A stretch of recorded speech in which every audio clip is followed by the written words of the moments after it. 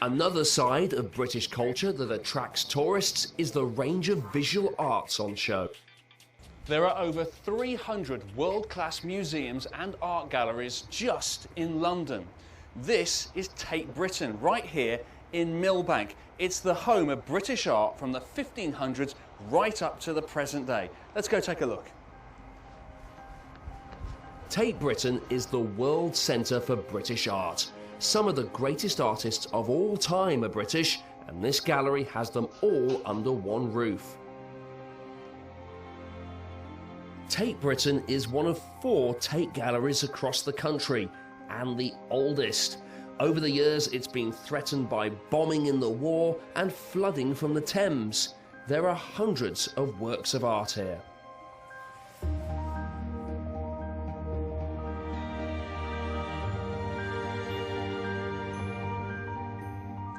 These are some of the earliest paintings in the gallery, including this portrait of Queen Elizabeth I.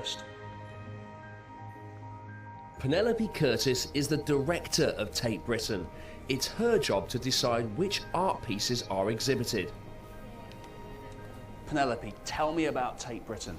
Tate Britain is the National Gallery of British Art. It was founded by Henry Tate about 100 years ago. And what does your role involve? I'm the director, and that means looking after everything, but particularly the collections and the displays that you can see in the gallery. And you have some fabulous pictures here, including this very popular one. They say this is our most popular painting. It's hard to know, but it certainly sells the most postcards, but that's rather an old-fashioned measure.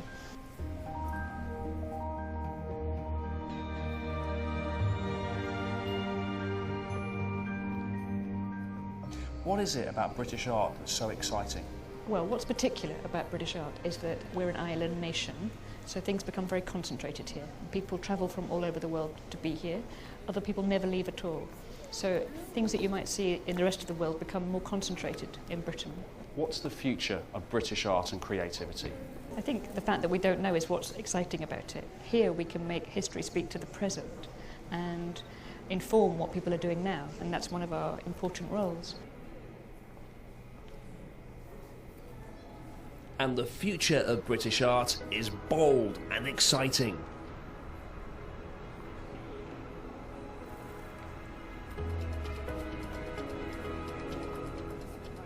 Artistic creativity in Great Britain isn't always to be found at museums and galleries.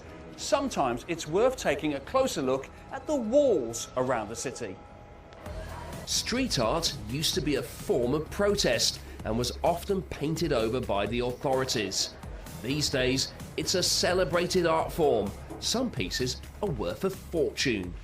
Another art form that's booming in Britain is building computer games. The UK produces more than a quarter of the world's computer games, and independent developer Blitz Game Studios here in Leamington Spa has created some top sellers.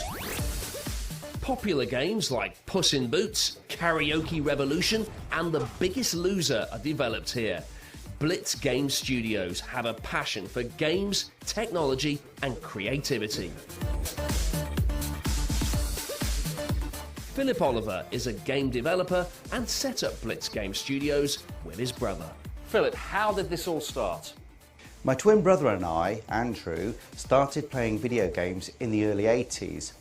We got ourselves a 8-bit computer and started writing games just as a hobby. But by the mid-80s, we were actually able to sell games.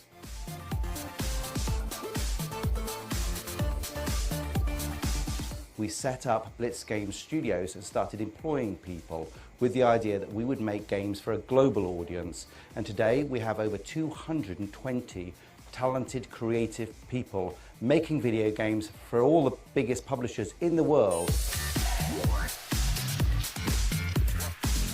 What makes games development so creative?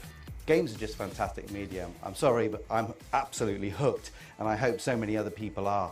We are the entertainment of the 21st century. There are no limits.